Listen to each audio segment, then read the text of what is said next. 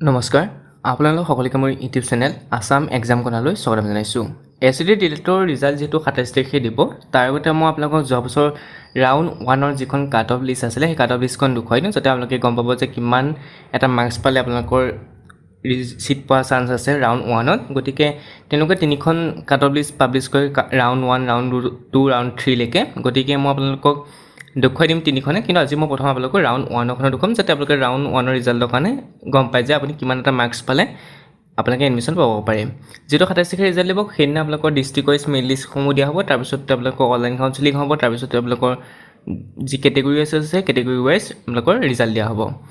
ইয়াত আপোনালোকৰ যদি চাই ডিষ্ট্ৰিক্টবিলাক ৱাইজ দিয়া হয়, প্ৰত্যেক ডিষ্ট্ৰিক্টৰ আপোনালোকৰ বৰপেটা ডিষ্ট্ৰিক্টত যিটো মই আগতে যেতিয়া অনলাইন আবেদন কৰিছিলে তেতিয়া মই কৈছিলোঁ যে আপোনালোকে যিটো ডিষ্ট্ৰিক্টত বেছি কলেজ আছে সেই ডিষ্ট্ৰিক্টত আপোনালোকে এপ্লাই কৰিব, যাতে আপোনালোকৰ কি হয় তেতিয়া আপোনালোকে তাত কাট অফটো কম যায় আৰু চিট পোৱাৰ চান্সটো বেছি থাকে। গতিকে বৰপেটা ডিষ্ট্ৰিক্টত আপোনালোকৰ 7খন কলেজ আছে, 7খন কলেজৰ ভিতৰত এখন কলেজত হয়তো আপোনাৰ চিট পোৱাৰ চান্স থাকে। গতিকে মই সেই যেতিয়া আপোনালোকে অনলাইন আবেদন কৰিছিলে মই তেতিয়া আপোনালোকক কৈছিলোঁ যে যিটো ডিষ্ট্ৰিক্টত বেছি কলেজ আছে তাত এপ্লাই কৰক, কিন্তু আপোনালোকে ধৰি লওক 2খন 1খন টকাবিলাকত যেতিয়া এপ্লাই কৰে কাট অফটো তাত হাই যায় আৰু চিট পোৱাটো চান্স কম থাকে।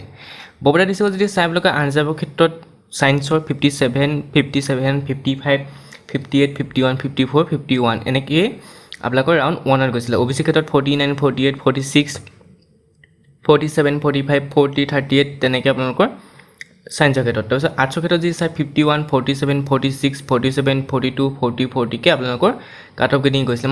মুঠতে আপোনালোকৰ এটা 50ৰ ভিতৰত যদি আপুনি মাৰ্কছ পাইছে আউট অফ 100ৰ ভিতৰত, তেতিয়া আপুনি এই চিট পোৱা একদম কনফাৰ্মটো 100% চিয়'ৰ। মানে আপুনি 50 ভিতৰত যদি পাইছে বা 40 আশী-পাশীও আছে, 45ৰ যদি ওপৰত আছে, তেতিয়াহ'লে আপুনি চিটটো পাব, এইটো নিশ্চিত থাকক।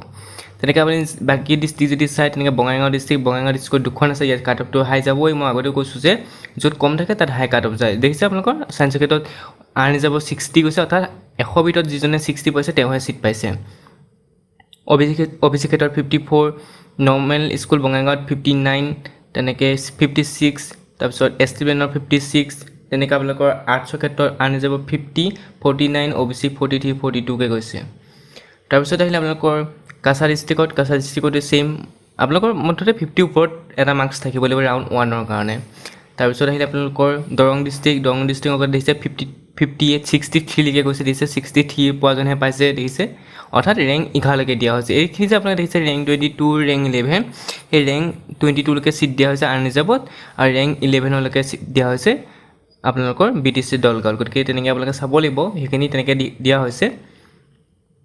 তাৰপিছত ধেমাজিত দেখিছে আপোনালোকৰ এখন কলেজ আছে, এখন কলেজ থকাৰ কাৰণে আপোনালোকৰ আনৰিজাৰ্ভৰ 57, অৰ্থাৎ ৰেংক 6 নম্বৰলৈকে দিয়া আছে, 6জনকে দিয়া আছে আনৰিজাৰ্ভৰ। তেনেকৈ অ' বি চি 15জনক দিয়া হৈছে, এছ টি প্লেনৰ 12জনক, এছ চি 8জনক, তেনেকৈ আৰ্টছৰ ক্ষেত্ৰত বা কমাৰ্চৰ ক্ষেত্ৰত 12জনক দিয়া হৈছে আনৰিজাৰ্ভৰ, অ' বি চি এম অ' চি ক্ষেত্ৰত 32জনক দিয়া হৈছে। তাৰপিছত যদি আপোনালোকে চাই ধুবুৰী ডিষ্ট্ৰিক্টত 54, 52 তেনেকৈ আনৰিজাৰ্ভ, অ' বি চি ক্ষেত্ৰত 40, 42, এছ টি প্লেনৰ 19, তাৰপৰা এছ চি 39 তেনেকৈ আপোনালোকৰ দিয়া হৈছে। যিহেতু আপোনালোকৰ ৰিজাৰ্ভেশ্যন থাকে, ৰিজাৰ্ভেশ্যন ৱাইজ আপোনালোকৰ দিয়া হয়, গতিকে আপোনালোকৰ যাৰ যি ৰিজাৰ্ভ কেটেগৰী থাকে তেওঁলোকে চিট পায়। তাৰপৰা কাৰ্বি বড়ো নথকাবিলাকত কাৰ্বি বড়ো নাই, যিহেতু কাৰ্বি বড়ো ডিষ্ট্ৰিক্টবিলাকত যিবিলাক ডিষ্ট্ৰিক্টত কাৰ্বি আছে বড়ো আছে তেওঁলোকৰ ৰিজাৰ্ভ থাকিব, বাকীবোৰ ডিষ্ট্ৰিক্টতো নাথাকে। ডিব্ৰুগড়ত দেখিছে 2খন আছে, 2খনতে হাই কাট অফ গৈছে। মানে যদি আপুনি 40 ওপৰত পাইছে আনৰিজাৰ্ভ হৈ, তেতিয়া আপুনি মানে ছেফ বুলি ধৰিব পাৰে ৰাউণ্ড 3লৈকে। যদি আপুনি 40 তলত পাইছে আনৰিজাৰ্ভত, তেতিয়া অলপ মুস্কিল আছে পোৱাটো, কিন্তু আপোনালোকৰ S T plain, S T হিলছৰ ক্ষেত্ৰত আপোনালোকৰ 30 ওপৰত থাকিলে হৈ যায়। তাৰপিছত ডিমা হাছাওৰ পিছত যদি চাই গোৱালপাৰা ডিষ্ট্ৰিক্টতো 48.50, তাৰপিছত অ' বি চি 27। আপোনালোকৰ প্ৰত্যেক ডিষ্ট্ৰিক্টত বেলেগ বেলেগ, কাৰণ এইটো আপোনালোকৰ বেলেগ বেলেগ এইকাৰণে হয় কেণ্ডিডেটৰ ওপৰত ডিপেণ্ড কৰে কিমানে এপ্লাই কৰিছে বা কিমানে এক্সামটো দিছেগৈ, সেইটো আপোনালোকৰ কেণ্ডিডেটৰ ওপৰত ডিপেণ্ড কৰে। গতিকে আপোনালোকৰ প্ৰত্যেক ডিষ্ট্ৰিক্টৰ আপোনালোকে চাব এনালাইচিছটো বেলেগ বেলেগ। তাৰপৰা গোলাঘাটত 55, গোলাঘাটত আপোনালোকৰ 50 ওপৰত পাব লাগিব, 50 ওপৰত পালে চিট পোৱাৰ চান্স থাকে, দুইখনে যিহেতু গভৰ্ণমেণ্ট হয়। আপোনালোকৰ আনৰিজাৰ্ভৰ 55, 50, 51, তাৰপিছত তেনেকৈ ছায়েন্সৰ ক্ষেত্ৰত, তাৰপিছত এছ টি হিলছৰ ক্ষেত্ৰত 27, 22 গৈছে, আৰ্টছৰ ক্ষেত্ৰত 51, 46 আনৰিজাৰ্ভ, অ' বি চি এম অ' চি ক্ষেত্ৰত 46। এইবুলি মই কাট অফটো কৈছোঁ যে আপোনালোকৰ আপোনালোকে ধৰি ৰাখক যিসকল ৰাউণ্ড 1ৰ কাৰণে কৈছোঁ মই 50 ওপৰত পোৱা হ'লে চিটটো পাবই। তাৰপৰা ৰাউণ্ড 2 ৰাউণ্ড 3খিনি মই আপোনালোকক যেতিয়া যিখন লিষ্ট আছে যিখন কাট অফ ৰাউণ্ড আছে ৰাউণ্ড 2 ৰাউণ্ড 3 সেইখন দেখুৱালে আপোনালোকে গম পাব কিমানত আপোনালোকে চিটটো পাব পাৰে ৰাউণ্ড 2 বা ৰাউণ্ড 3 যদি ৰাউণ্ড 1ত আপোনাৰ নামটো নাহে। তেনেকৈ তিনিচুকীয়াত এখনেই আছে, তিনিচুকীয়াত দিছে 51 ছজনক দিয়া হৈছে, ৰেংক 6লৈকে দিয়া হৈছে ছায়েন্সৰ ক্ষেত্ৰত। তাৰপিছত আৰ্টছৰ ক্ষেত্ৰত 11 OBC, ST প্লেনৰ 16জনক দিয়া হৈছে, ৰেংক 16লৈকে দিয়া হৈছে, 16জনক দিয়া হোৱা নাই, ৰেংক 16লৈকে দিয়া হৈছে, হয়তো তাৰ মাজত কোনোবা আহিব পাৰে নাহিবও পাৰে। যোৰহাটত দুখন আছে, diet Jorhat, normal school Jorhat, ইয়াতো আপোনালোকৰ 60 61 দিছে কাট অফটো আন ৰিজাৰ্ভৰ ক্ষেত্ৰত। তেনেকৈ আৰ্টছৰ ক্ষেত্ৰত 56 57। মাজুলীত এখন আছে, গতিকে ৰেংক 6লৈকে দিয়া হৈছে, আন ৰিজাৰ্ভৰ 57 পাইছে কাট অফ। তাৰপিছত আহিলে আপোনালোকৰ কাট অফ ৰাউণ্ড কামৰূপ ডিষ্ট্ৰিক্টত, আপোনালোকৰ কামৰূপ ডিষ্ট্ৰিক্টত চিট পোৱাটো চান্স বেছি থাকে। ইয়াত প্ৰাইভেটো আছে গভৰ্ণমেণ্টো আছে, গতিকে ইয়াত কলেজৰ সংখ্যা 5খন, গতিকে আপোনালোকৰ চিট পোৱাত ইয়াত চান্সটো বেছি থাকে। মই তেনেকৈ কৈছোঁ নগাঁৱতো এপ্লাই কৰিবলৈ কৈছোঁ, নগাঁৱতো বহুত সংখ্যক কলেজ আছে। কাৰ্বি আংলঙতো তেনেকৈ BTC ডিফুত এখন আছে, গতিকে ইয়াতো হাই কাট অফ যাব। তাৰপিছত আহিলে আপোনালোকৰ শ্ৰীভূমি কোকৰাঝাৰত আপোনালোকৰ দেখিছে ইয়াত 52 ডায়েট শ্ৰীভূমি, তাৰপৰা আহি গ'ল দুখনমান প্ৰাইভেটো আছে হয়তো, ইয়াত আপোনালোকৰ চাব। মই আপোনালোকক গোটেইখিনি পঢ়ি নাযাওঁ, আপোনালোকে ভিডিঅ'টো পজ কৰি যিটো নিজৰ ডিষ্ট্ৰিক্ট হয় তো আপোনালোকে চাই ল'ব পাৰিব। তাৰপিছত কোকৰাঝাৰ দিছে, তাৰপিছত আহিলে আপোনালোকৰ 60 59, তাৰপিছত আহিলে আপোনালোকৰ 39, তাৰপিছত গোসাইগাঁও BEd কলেজ, তাৰপিছত আহিলে লখিমপুৰত দেখিছে 53 59 53 49 56 48।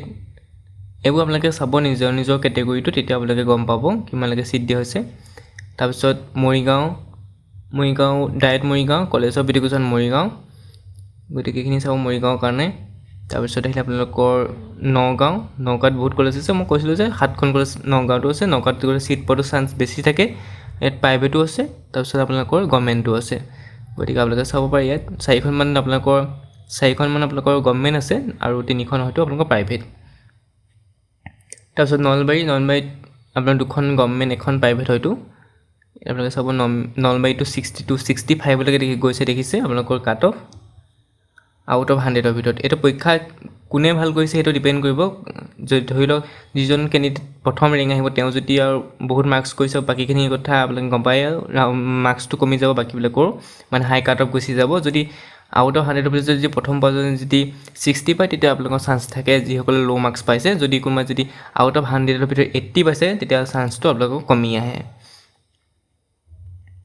তাৰপিছত বিশ্বনাথ চাব পাৰে, ডায়েট বিশ্বনাথ, এইখিনি আপোনালোকৰ বিশ্বনাথ ডিষ্ট্ৰিক্টৰ।